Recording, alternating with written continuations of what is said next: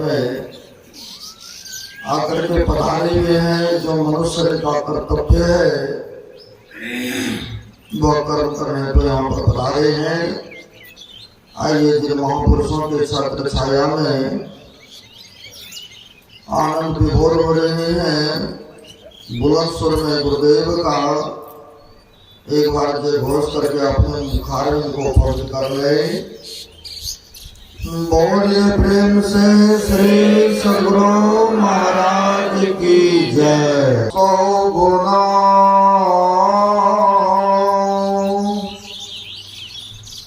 सुत को राख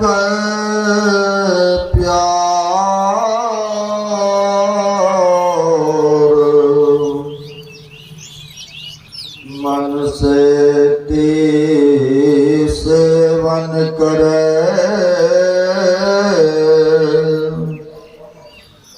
तन सुदात अरुगौर। माता से हरि सो गुणा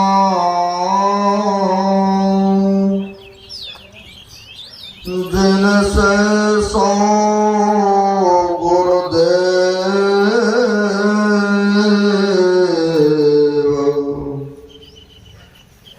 प्यार करे अब गुण हरे।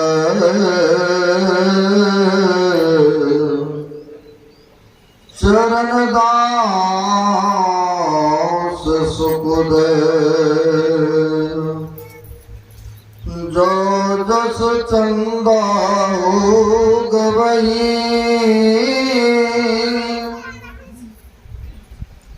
सूरज चढ़ई हजार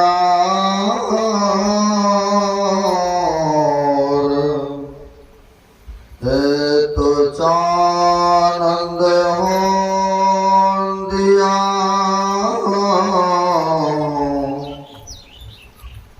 गुरु बिना घोट अंधार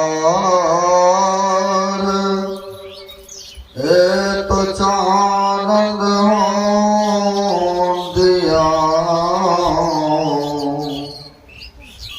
गुरु बिना घोट अंधार।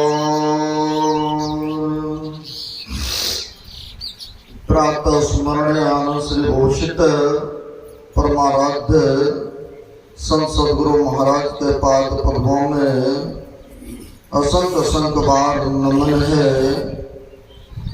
तीर्थों को भी पावन करने वाले मंचस्थ पूज्य साधु चरण उपस्थित सद्गुरु के सद्भक्तगण सबको सादर नमन है।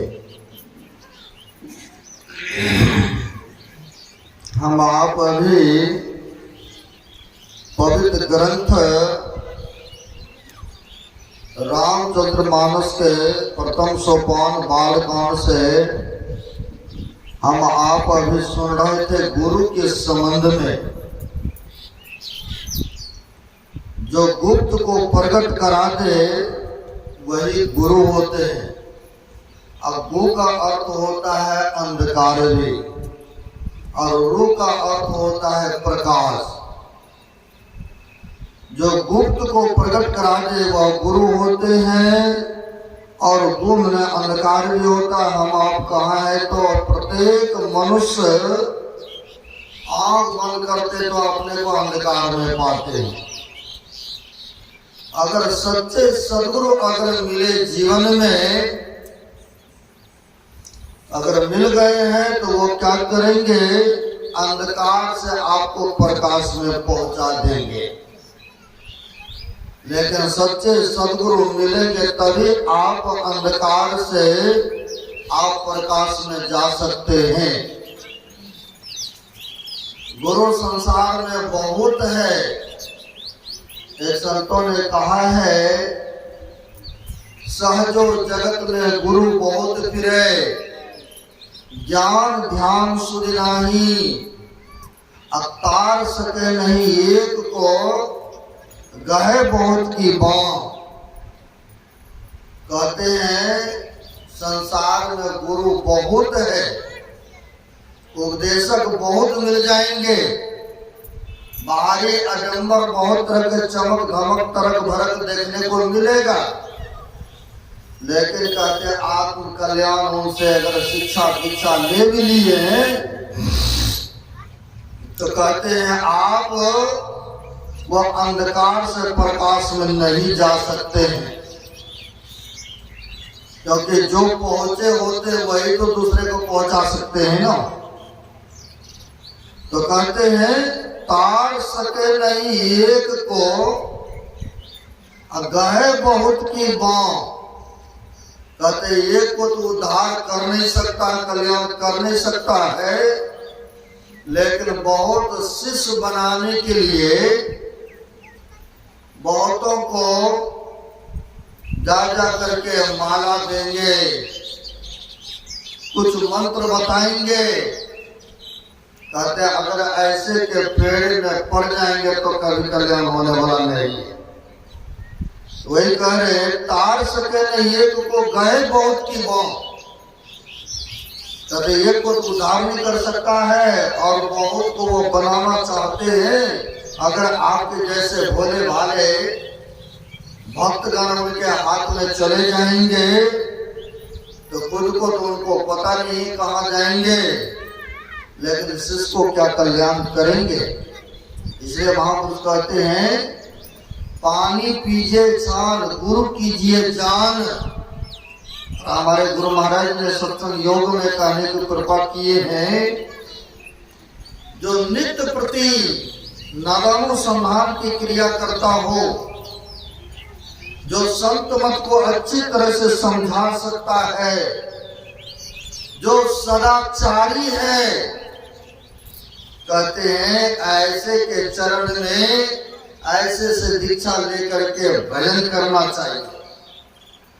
अगर दूसरे में बहुत गुण है गुरुओं में, अगर आचरण के पवित्रता नहीं देखे जाते हैं, जैसा कहता वैसा करता नहीं है, तो कहते हैं ऐसे के दुराचरण जान लेने को उनको त्याग देना चाहिए, उनको छोड़ देना चाहिए।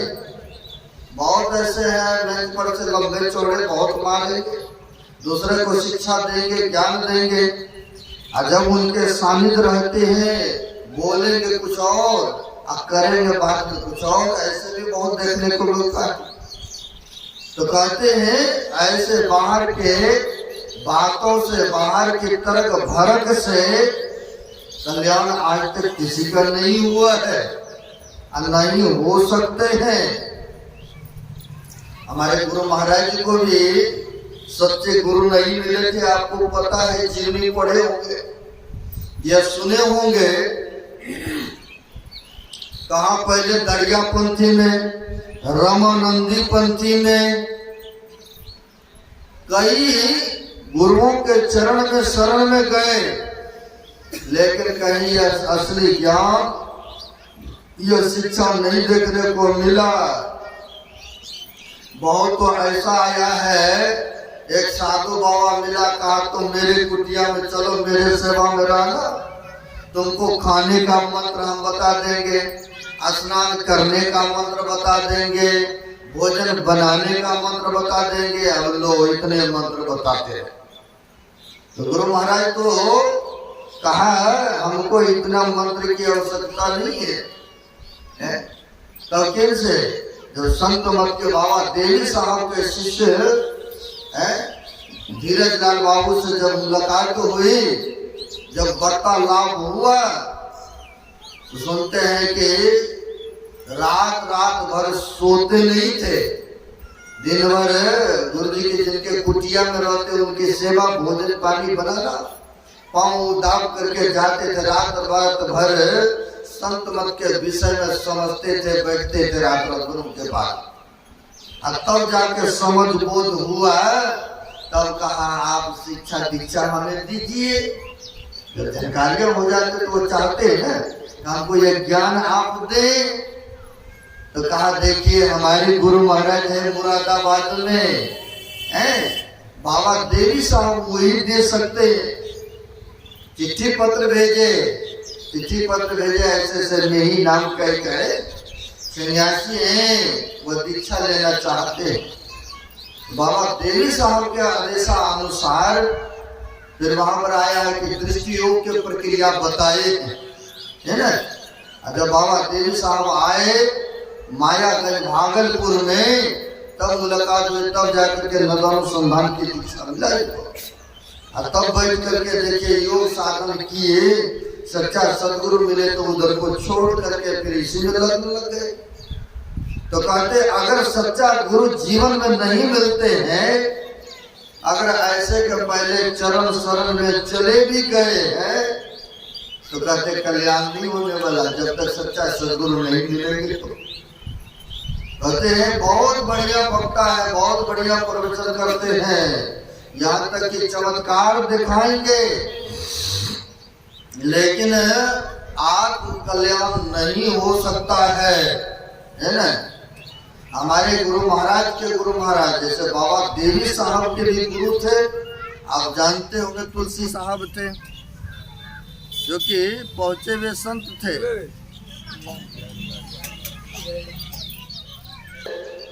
बाबा देवी साहब के भी गुरु जी थे जो कि हथरस निवासी थे।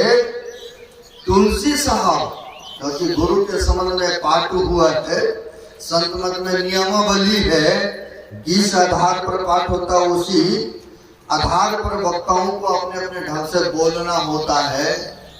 तो हम लोगों ने अभी गुरु के संबंध में सुने, इसलिए मैं बता रहा हूँ। बाबा देवी साहब के भी गुरु जी थे, कौन? तो तुलसी साहब, जो कि तुलसी साहब के 4 शिष्य प्रमुख थे। उस समय 4 शिष्य प्रमुख थे। और इससे पहले अगर चलेंगे तो बाबा देवी साहब के पिताजी थे जिनका नाम था श्री प्रसाद दास और माता का नाम था लक्ष्मीबाई। जो भी कोई पुत्र या पुत्रियां होते थे कोई जीवित नहीं रहते थे, नहीं ना। तो एक दिन मन में हुआ श्री प्रसाद दास जी को, हमारे गुरु महाराज हैं तुलसी साहब पहुंचे फकीर हैं, एक दिन हाजिरी लगाएंगे, उनके चरण में विनती करेंगे कि गुरुदेव आपके हम लोग शिष्य हैं, हमारे कोई वंश में कोई नहीं है, जन्म लेते हैं कोई 6 महीना को कुछ महीना, वो डेट कर जाते हैं। अगर आशीर्वाद हो जाए तो हमारे वंश की कोई परंपराएं चलाएंगे रहे। एक समय की बात है, तुलसी साहब कहीं से घूमते फिरते उनके निवास स्थान पर आए, बड़े आदर सत्कार सत्संग वगैरह से भी कराए। तो जिंदगी में आया सत्संग वगैरह सब कराए। उसके बाद आकर के पति पत्नी चरण में आकर के नमन करते हैं, अपने दुखनामा सुनाने लग गए कि गुरुदेव आपके हम लोग भगत हैं, लेकिन आप तो जानी जानी है, अंतर्यामी है, हमारे कोई वंशज नहीं है, प्रभु कृपा किया जाए। जो भी जन्म लेते हैं डेट कर जाते हैं, अगर आपके से बात हो तो कोई एक तो चाहिए ना हमारे वंश को चलाने के लिए। आप संत हैं, कृपा करें। तुलसी साहब को दया आ गए, कहा अच्छा जाओ आपकी बात जो जन्म लेंगे ना वो जिंदा रहेंगे और वो होंगे बड़ी तेजस्वी ओजस्वी होंगे, संसार को ज्ञान बांटेंगे। ऐसा आशीर्वाद मिल गए। और समय पा करके देवी साहब का जन्म हुआ और बड़े बचपन से बड़ी विलक्षण चाल ढाल अलग, जैसे आप लोग गुरु महाराज के बारे में भी जानते। गुरु महाराज का जन्म हुआ तो सर में 7 जटाएं, लोगों को लग रहा था कि ये कोई देवी देवता कोई भगवान का अवतरण हुआ है। जैसे भगवान बुद्ध का भी जन्म हुआ था तो जन्म लेते साथ 3 पग हुआ भूले से पैदा, ऐसे आए हैं जो अवतारी पुरुष होते हैं, कुछ न कुछ चमत्कार शुरू से ही लेके आते हैं। जन्म लिए सबसे अलग रहना साना, एकांत में रहना, और यहाँ तक कि पढ़ाई लिखाई सब कराया गया। सबसे स्कूल में भी अलग इनकी था रहन सहन, किसी से बात विवाद में, किसी से ईर्ष्या द्वेष में, किसी से लड़ाई झगड़ा में, क्योंकि आशीर्वाद का था ये।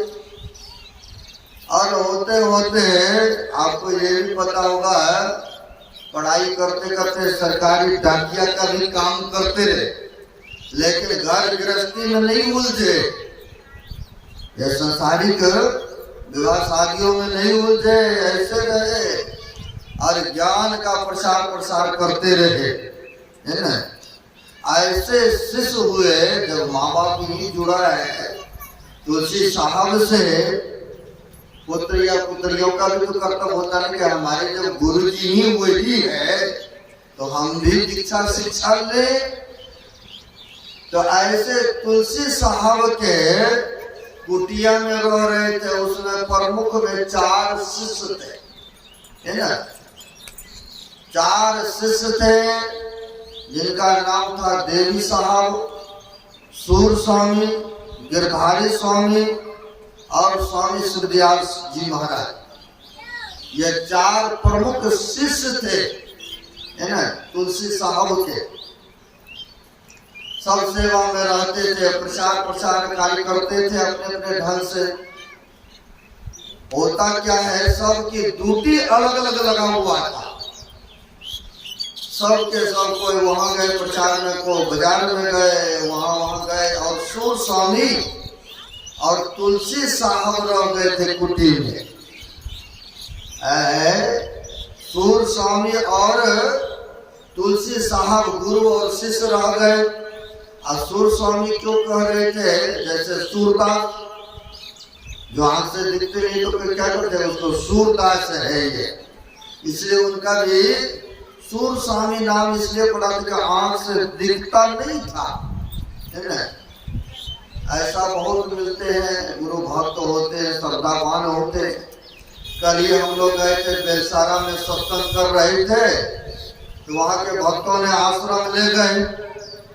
एक माता जी आ रही है, ऐसे ऐसे करते हुए पकड़ के उसको ले आए, प्रणाम पाती करने, मतलब हुआ कि बाबा लोग आए।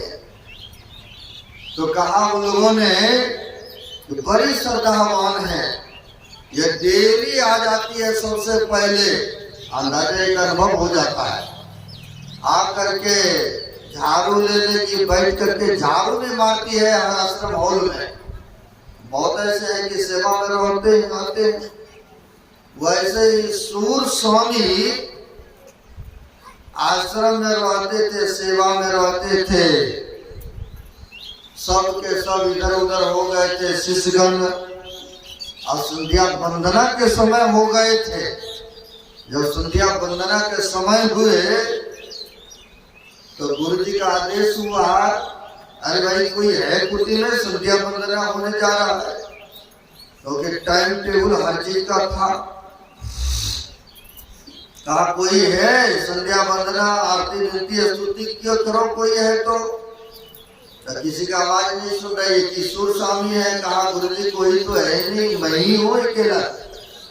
अरे तुम ही करो, फिर पाठ करो, स्तुति प्रार्थना करो, संध्या वंदना। कहा गुरुजी हम तो पढ़े लिखे है ही नहीं, और वैसे भी आंख से दिखता नहीं है, तो हम कैसे करेंगे गुरुदेव, और हमें मुजमानी कंठस्थ याद नहीं है, फिर हम कैसे पाठ करेंगे गुरुदेव। तो कहते हैं जो न करे लकीर सो करे फकीर, संतों की मौज होते हैं कई बार, है ना। अरे मैं कह रहा हूं तुम पुस्तक उठाओ और संध्या वंदना करो। कहा गुरुजी अगर पुस्तक हम हाथ में ले भी लिया तो हम तो पढ़ नहीं पाएंगे, क्योंकि दिखता ही नहीं है ना आपसे। कहा मैं जैसे कह रहा हूं वैसे करो, उठाओ पुस्तक। हाथ टटोरिया मारते हुए गए तो लंच के पास में पुस्तक रखा हुआ था, बैठ गए लेकर के। अब लेकर के जो बैठ गए तुलसी साहब का आदेश था कि पढ़ो, पाठ करो। अब पुस्तक हाथ में लेते हैं और जैसे हम लोग उल्टाते पुलटाते हैं पुस्तक को, और सूर्य स्वामी ने पुस्तक को यूं खोला, उल्टाया, चाहा कि मैं पढ़ूं।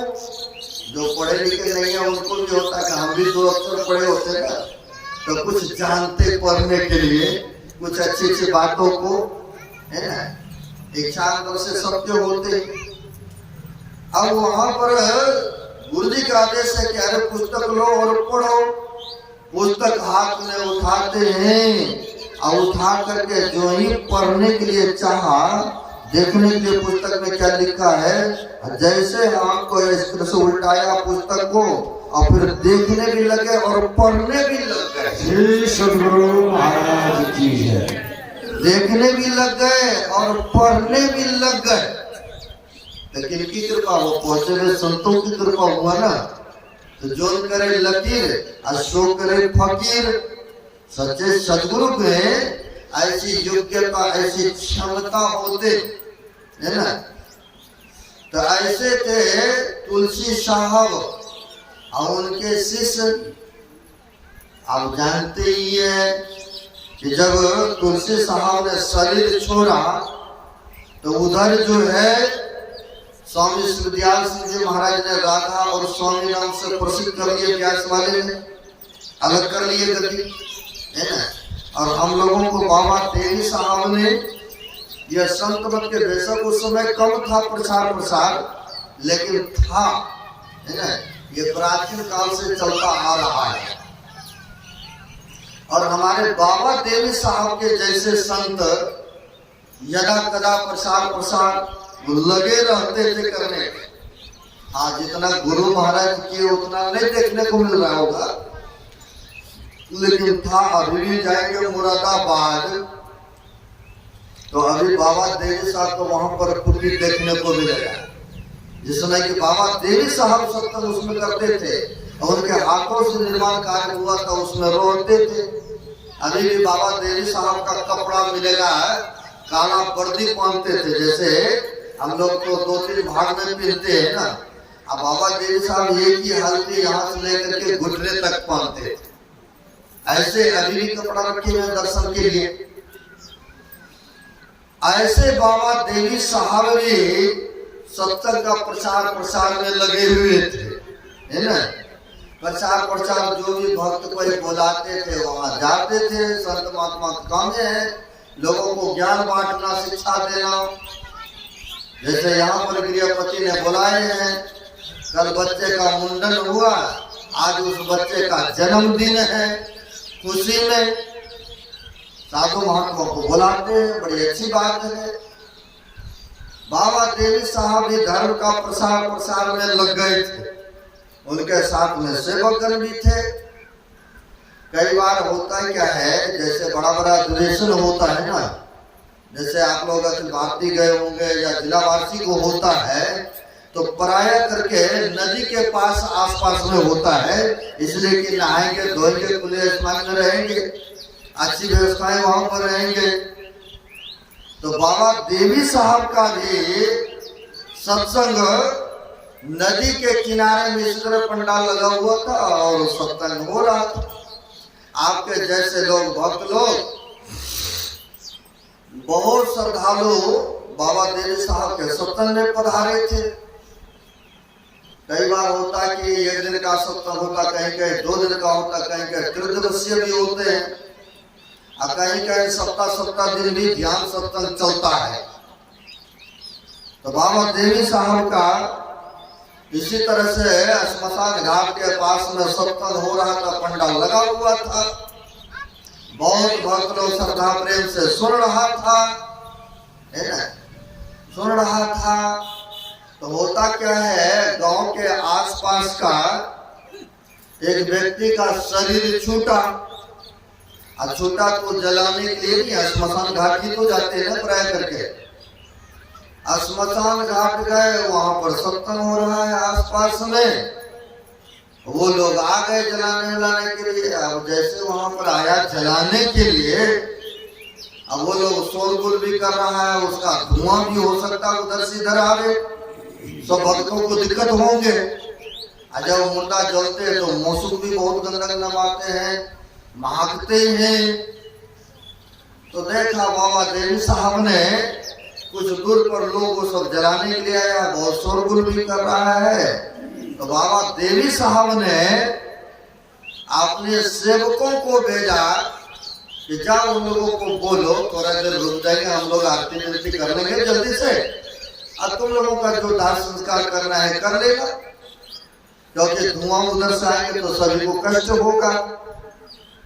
जाकर के सेवक कहते हैं जो आए थे गौ समाज के लोग दाह संस्कार करने, आया कहने के लिए देखिए हमारे गुरु महाराज का सत्संग चल रहा है, आप लोग रुक जाइए, हमारा सत्संग संपन्न होगा ना, और तब आप कीजिएगा जो करना होगा, दाह संस्कार जलाना पकाना जो भी होगा, हमारे गुरु महाराज का आदेश है।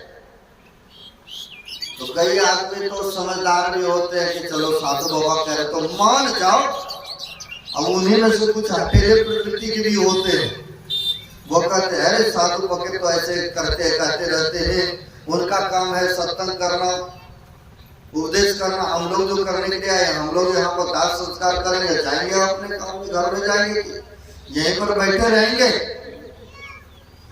क्या करके कहते हैं कि जब कह देना भाई हम लोग आए हैं दाह संस्कार करने, हम लोग दाह संस्कार करेंगे। कई बार ऐसे भी होते हैं गुरु की आज्ञा का, कई व्यक्ति होते हैं हठेले प्रकार के, मानने के लिए तैयार नहीं है ना, कहेंगे साधु महात्मा भाई ऐसे करो तुम्हारा भला होगा, उपकार होगा, लेकिन उनके वचन को मुंह पर तत्काल के लिए तो मान लेंगे, मानता थोड़ा देर के लिए हम जी हाँ जी मिला भी देंगे, लेकिन करेंगे वही जो उसको मन में आएगा। बहुत ऐसा व्यक्ति है संसार में, और कहेंगे कि हम तो इतने पुराने भक्त हैं, इतने पुराने हैं, हम गुरु महाराज के समकालीन से हैं, लेकिन जब काम क्रोध लोभ मोह ईर्ष्या आएगा और फिर वही करना प्रारंभ करेंगे, समझे? बहुत ऐसे व्यक्ति मिलेगा, लेकिन कहेंगे तो कहेंगे कि हम तो पुराने भक्त हैं, लेकिन अभी तक जवान भी उनकी ठीक नहीं है, क्या करना चाहिए, कैसे व्यवहार में जीना चाहिए। किसी को कहते हैं ना मन से तन से मन से वचन से किसी को पीड़ा नहीं पहुंचाना चाहिए, लेकिन समय आएगा तो इतने कुछ सुना देंगे, इतने कुछ दिखा देंगे कि देखिए हम भी कुछ हैं। ऐसे बहुत व्यक्ति हैं, है ना। अब कहेंगे कि हम बहुत पुराने भक्त हैं गुरु महाराज के, केवल रजिस्टर में नाम दर्ज कराने से पुराने भक्त ने व्यवहार और आचरण पर अपने आप पर उतारने के बाद ही आपको लाभ मिलेगा। अगर हृदय पर हाथ रख करके पूछे कि हमारी कहाँ तक पहुंच हुआ भाई, 70 साल से हम है तो कहाँ तक हमारी पहुंच हुई है, केवल रजिस्टर में नाम दर्ज हो गए तो हम इतने 70-50 साल पुराने हैं सत्संग की, लेकिन कहाँ तक पहुंचे। जो जिस तरह के पहुंचे तो उनकी वाणी, उनकी व्यवहार, उनकी चलन सब थर्मामीटर है, वो दूसरे को भी पता चल जाता है ना। ऐसे बहुत व्यक्ति देखने को मिलेगा। है अब कुछ हठेले प्रकार के व्यक्ति था, वो कहा साधु महात्मा काम है उपदेश करना, वो उपदेश करेंगे, हम लोग जो दाह संस्कार करने हैं हम लोग दाह संस्कार करेंगे, और घर जाना है ना, जाइए बोल दीजिएगा कि हम लोग आए हैं अपना काम करने, हम लोग करेंगे, चलाएंगे चलेंगे घर। आया हुआ सेवक आकर के कहा गुरु महाराज वो लोग मानने के लिए तैयार नहीं है, कहा साधु बाबा का काम है उपदेश करना, उपदेश करे, और हम लोगों का जो काम है हम लोग करेंगे, हम लोग आए हैं दाह संस्कार करने, हम लोग दाह संस्कार करेंगे। वो मानने के लिए तैयार नहीं है गुरु महाराज। मैंने बहुत समझाया, बहुत कहा साधु महात्मा को आते ही उपकार करने के लिए कहा है, वृक्ष कबू फल ना बके और नदीन संचय नीर, परमार्थ के कारण साधु धरा शरीर। परोपकार के लिए साधु महात्मा आते हैं, अगर उनके वचन को मानते हैं तो लाभे लाभ होता है। कई व्यक्ति मानने के लिए तैयार नहीं है ना। अब होता क्या है, कहा नहीं माना गुरु महाराज वो लोगों ने आपके बातों को, है ना। अच्छा ऐसा है, मेरे वचन को उल्लंघन किया। कहा हाँ गुरु महाराज, नहीं माना वो लोगों ने।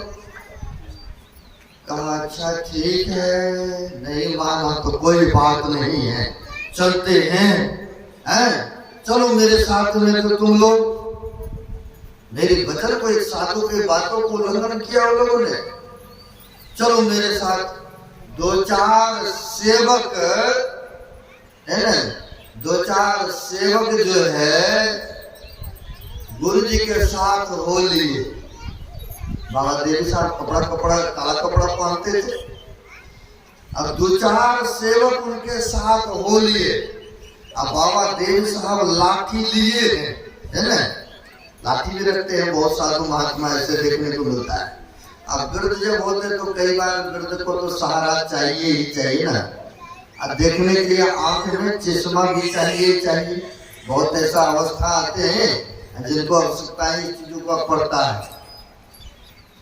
तो बाबा देवी साहब ने लाठी लिया हाथ में और दो चार सेवक उनके साथ में।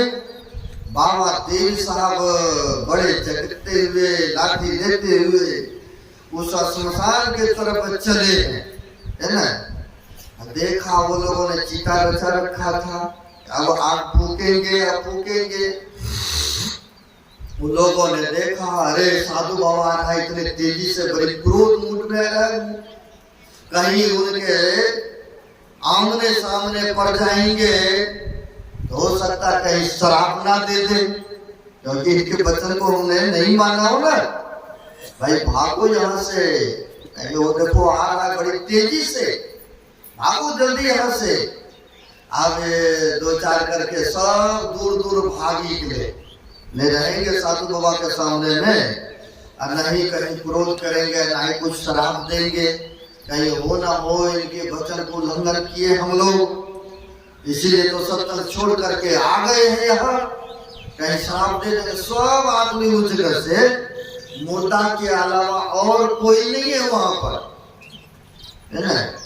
सब भाग निकले, क्योंकि डर भय तो सबको होता है ना। अगर साधु बाबा को दिल दुखाएंगे और उनके वचन नहीं मानेंगे और कहीं क्रोध में आ गया तो हो सकता है कुछ अनिष्ट भी हो सकता है ना, कुछ अनिष्ट भी हो सकता है।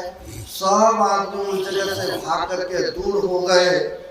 और जब बाबा देवी साहब उस मुर्दे के पास पहुंचा तो देखा उस पर चिता पर लटका हुआ है इस तरह से, तैयारियां है जलाने का। बाबा देवी साहब गए और हाथ में लाठी थारी, उस मुर्दे को कोचाड़ा मारते। अरे मेरे डर से यहाँ से सब भाग करके दूर हो गया, और तुम अभी तक इस चिता पर लेटे पड़े हो, भागो यहाँ से। 2-3 बार हुरा मारा, उसने मारा, और तीसरी बार जैसे हुरा मारा वो भी मुर्दा उठ करके भाग गया। श्री सद्गुरु महाराज की जय। तो देखिए संतों में ऐसी योग्यता, ऐसी क्षमताएं होता है ना। जो करे लकीर और सो करे फकीर। जो सच्चे सद्गुरु होते हैं, जो महापुरुष होते हैं, वो कुछ भी कर दिखाते हैं ना, है? जैसे आप लीजिए तुलसी साहब को सुने, बाबा देवी साहब का सुने, हमारे गुरु महाराज जो सुसुभी देख रहे हैं, जो हम लोग बड़ी श्रद्धा, बड़ी निष्ठा रखते हैं, क्योंकि आप सब जानते हैं कि हमारे गुरुदेव कैसे थे, है ना। और तभी इनके शिष्यत्व ग्रहण किए हैं हम, आप इनके चरण में रहते हैं, इनके प्रति निछावर रहते हैं, और गुरु के आज्ञा का जो पालन करते हैं, तो कहते गुरु का कृपा उनके ऊपर होते हैं, शिष्यों के ऊपर, है ना। बेशक गुरु महाराज शरीर में नहीं है। बहुत आदमी कहते हैं गुरु महाराज तो है ही नहीं। अरे भाई श्रद्धा प्रेम से अगर पुकारेंगे ना, तो किसी न किसी रूप में आकर के आपको सहायता करेंगे। गुरु जी आपके ऊपर कृपा बरसाते हैं। बशर्ते भक्तों को विश्वास श्रद्धा होना चाहिए। पत्थर से कभी पत्थर बोलता नहीं है, और फिर भी लोग देखिए उस पर फूलपत्ती, अगरबत्ती, धूपबत्ती, प्रसाद, मिठाई चढ़ाते हैं और उनसे मन्नत करते हैं, इच्छा प्रकट करते हैं कि हमारी ये इच्छा पूरी हो जाए। तो पत्थर तो बोलते नहीं, आना ही देखते, लेकिन गुरु महाराज को तो देखे हैं बहुत आदमी, या आप लोग नहीं भी देखे रहे।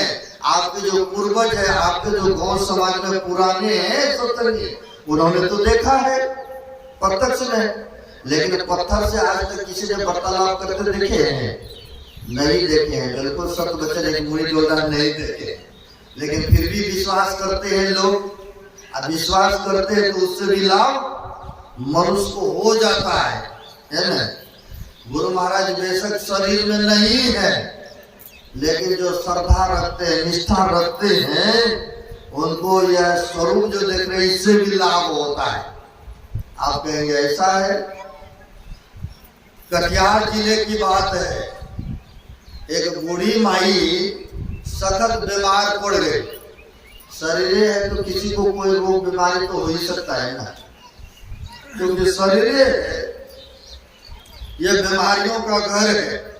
अब बड़े बड़े आए संत महात्मा, सबको रोग व्याधि हुआ। एक संत हो गए बंगाल में, रामकृष्ण परमहंस देव जी महाराज, उनको भी गले में कैंसर की बीमारी हो गई थी। तो संत जो होते हैं अपने को पीड़ से ब्रह्मांड में कर लेते हैं, और शरीर में जो मर्जी पीड़ा हो, कष्ट हो, उनको कोई पता नहीं चलता है, कोई तकलीफ नहीं हुआ करते है ना। लेकिन संत तो होते चलो ये हमारे प्रारब्ध का है तो हम भोग लेते हैं। हालांकि संतों में क्षमता है, वह उन रोग से, उन दुखों से छुटकारा पा सकते हैं, मुक्त हो सकते हैं, लेकिन परमात्मा का विधि का जो नियम है उनको भी मर्यादा रोकते हैं ना। मर्यादा पालन है तो थोड़ा भोग भी लेते हैं ना। बहुत ऐसे संत महापुरुष हुए हैं, मर्यादा को रखते हैं। अब ऐसे ही एक माई थी, गुरु महाराज के प्रति बड़ी श्रद्धा, बड़ी निष्ठा, पूजा पाठ, ध्यान, भजन सब कुछ करना, और गुरु के अलावा और कहीं यहाँ वहाँ आराधना या पूजा उनके लिए नहीं था। केवल हम लोग गा लेते हैं एक ईश्वर पर अटल विश्वास, पूर्ण भरोसा, लेकिन समय आने पर पता ही है, थोड़ा सा इधर भी, थोड़ा सा उधर भी, नहीं उसका भी आराधना, थोड़ा सा उनका भी पूजा करते हैं। लेकिन वो माई को पूर्णतः विश्वास था।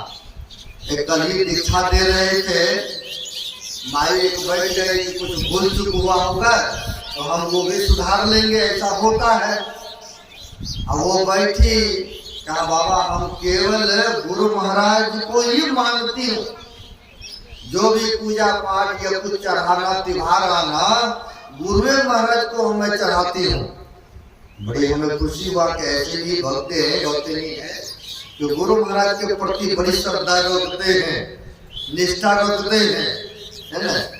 बहुत ऐसे हैं, कई तो ऐसे हैं केवल स्तुति में गा लेते हैं, ये ईश्वर पर विश्वास है, लेकिन समय आता तो थोड़ा उधर, थोड़ा उधर, थोड़ा उधर भी होता है।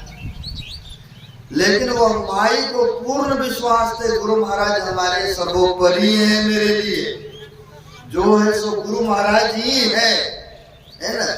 गुरु महाराज के प्रति बड़ी निष्ठा, बड़ी श्रद्धा उन माइयों को थे। अब अचानक एक दिन माई बीमार पड़ गई। हमारे गुरु महाराज भी बीमार हुए थे, आपको पता होगा, हिरनिया की बीमारी हो गए थे।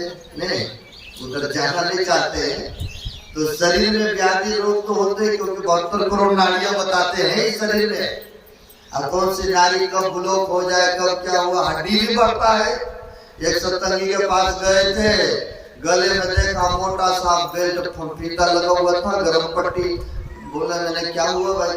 महाराज गर्दन की हड्डी बढ़ गई है। लो, हड्डी भी बढ़ती है, इसका मतलब लगता है इसे पता चलता है अभी भी 72 करोड़ नारी तो है ही है। कई बार 10 ब्लॉक होते कहते हो तो 10 ब्लॉक हो गया, हार्ट अटैक हो गया। खून की सर्कल जब बंद होता है तभी तो हार्ट अटैक होते हैं ना। इतने इतने नारियां हैं। बगरा घंटी बज रहा है, कहता चुप कीजिए बाबा।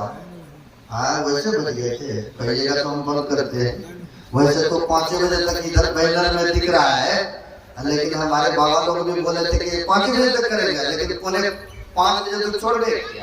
तो मैं भी सोचा कि थोड़ा और मैं भी ले लेता हूँ। आप सब बैठे हैं इतने श्रद्धा से, मैं ज्यादा नहीं लूंगा टाइम। तो कई बार ऐसे होते हैं, शरीर है तो कहीं रोग व्याधि हो ही जाता है।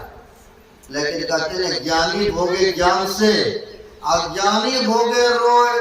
जो ज्ञानी होते हैं ये हमारे प्रारब्ध के कुछ कर्म है जिसके कारण से हमें मिला है, कोई बात नहीं, हम भोग लेते हैं।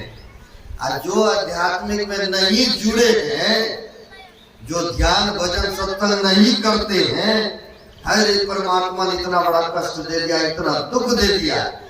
रवन को पढ़ते गाहुल को सुख दुख कर दाता, निज कृत कर भोग सुनो बराता। यहाँ पर कोई किसी को दुख या सुख देने वाला नहीं है। जो हमने पीछे कर्म किए हैं और उसी के अनुसार अभी मिला है, मिल रहा है। अभी जो करेंगे भविष्य में चल के पर्याप्त होगा।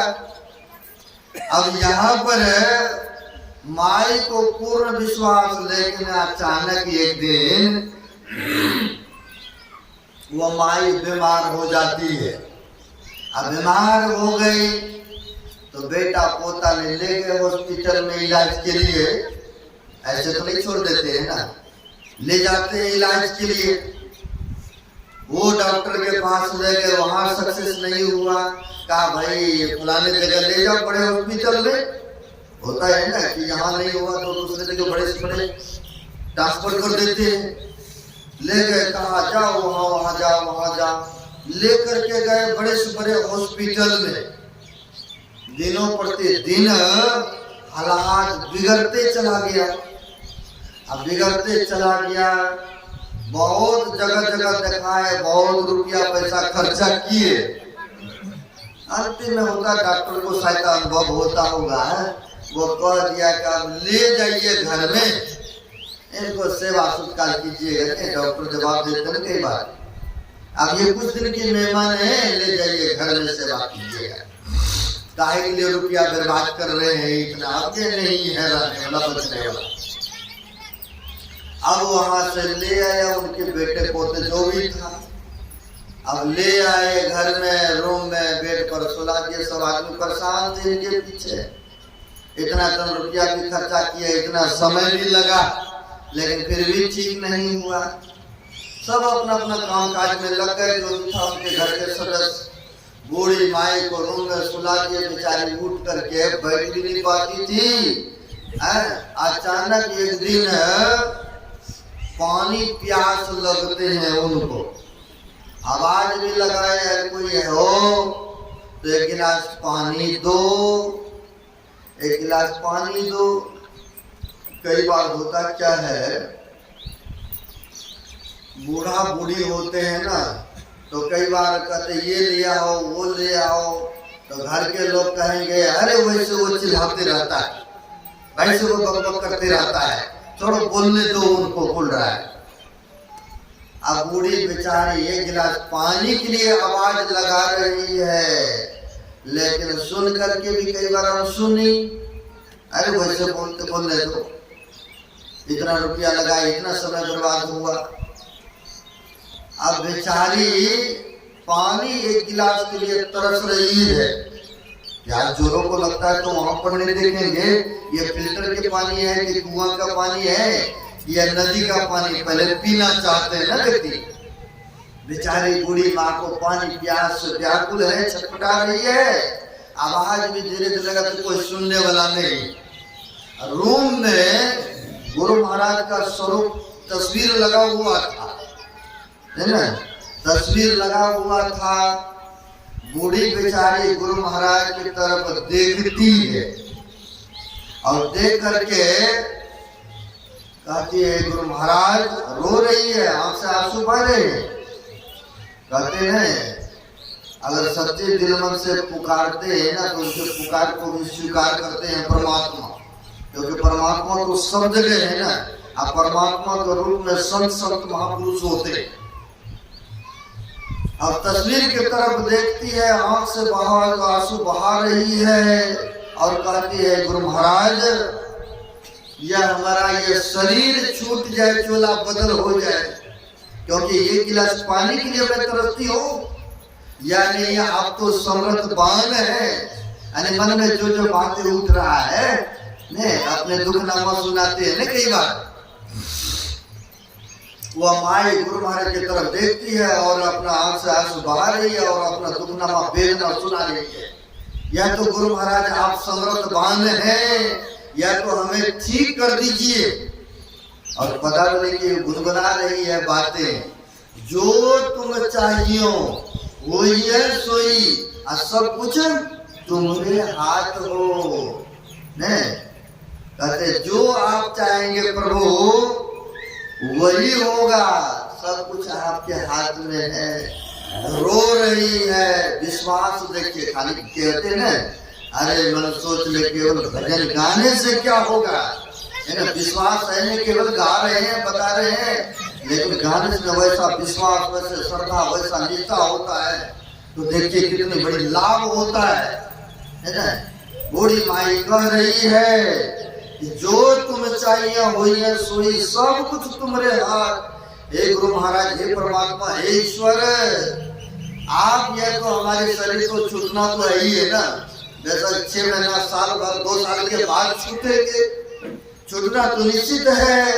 या तो मेरा शरीर छूट जाए, चोला बदल हो जाए, या नहीं आप हमें स्वस्थ कर दीजिए, ठीक कर दीजिए।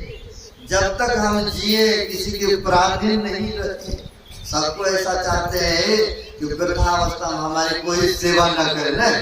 कई ऐसे भी माई बाबू लोग कहते हैं बाबा आशीर्वाद दीजिए हम चलते फिरते चले जाए, हम किसी का प्रधानती न बने, किसी का सेवा नहीं करें। ऐसे भी बहुत व्यक्ति हैं।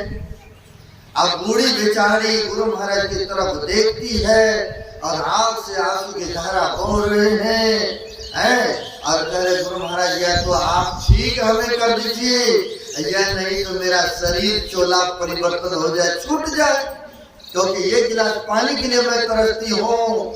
ऐसा रो रही है, गुरु महाराज की तरफ देख रही है, एक तक लगा करके। कहते हैं दास दुखी तो हरि दुखी, आदि अंतिम काल पलक एक में प्रगट हो, अब पल हूँ करे निहार। हम देख रहे दास दुखी है ना, हम लोग क्या है परमात्मा के दास है, गुरु महाराज के दास है, एक सेवक है, छोटा सा सेवक है। अब दुखी हृदय से पुकार रहे हैं। गुरु महाराज की तस्वीर लगे हुए थे, देख रही है। अचानक वह तस्वीर हिलने डोलने लग गए, जोरों से तस्वीर से गुरु महाराज के हिल डोल करने लग गए। बूढ़ी बेचारी देखती है एक टक से लगा करके, मन में सोचती भी कोई आंधी तूफान नहीं, कुछ हवा नहीं चल रहा है, और देख रही है कि तस्वीर हिल रहा है। देखने के बाद अचानक वो तस्वीर से, देखिए भक्तों की ऐसी पुकार होते हैं, तस्वीर से गुरु महाराज शरीर में आकर के, या स्थूल शरीर में आकर के वहां प्रकट होते हैं और प्रकट होकर के आशीर्वाद करते हैं कि तुम अब ठीक हो जाओगी, तुम अब ठीक हो जाओगे, चिंता मत करो, जब तक रहोगे ठीक रहोगे। इतना आशीर्वाद दिए और फिर से तस्वीर में समाहित हो गए। जिस तस्वीर से प्रकट हुए थे उसी में जाके समा गए। और जब बूढ़ी माई उठ फूट करके चलने फिरने लग गए तो घर के समाज के लोग देखते, अरे ये कैसे चमत्कार, ये कैसे चमत्कार, उठ करके एक गिलास पानी नहीं पी पा रही थी, ये उठ करके बोलना चलना प्रारंभ कर दिए, कैसे पूछने लगे सब लोग। डॉक्टर ने जवाब दे दिए थे, ये आप कुछ दिन के मेहमान हैं, तब वह बूढ़ी माई ने कहा, अरे तुम लोगों से एक गिलास पानी मांगा, तुम लोगों ने किया, मेरे दिल से पुकार हुआ।